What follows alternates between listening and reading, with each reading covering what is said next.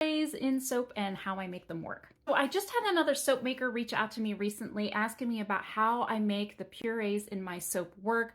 She apparently had tried them in the past and her soaps would turn out rancid after a few weeks. In my experience, you want to do one of two things, and there are other soap makers out there who are much better.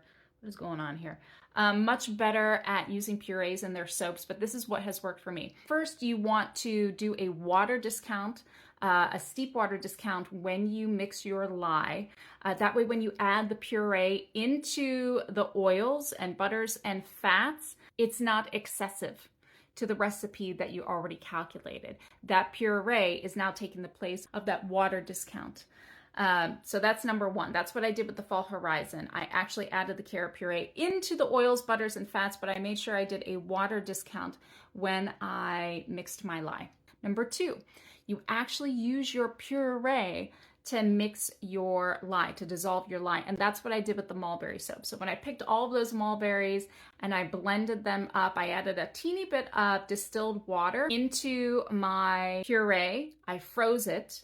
And then when it came time to measuring out my liquids to dissolve my lye, I just broke up those little frozen cubes of mulberry and dissolved my lye that way. Those are the two ways that I have used puree in soaps. Now, there are other soap makers that are really, really good at using puree in soaps. Cold Process Soaps is one of them. That's the name of her TikTok handle. And My Healthy Soap uses purees in her soap all the time. Those are the two I can think of off the top of my head. So definitely check them out.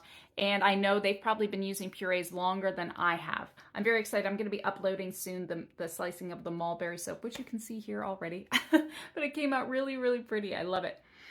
And it smells so fresh. It smells like mulberries and the leaves of mulberries. Really, really happy how this turned out. Okay. I hope that helped.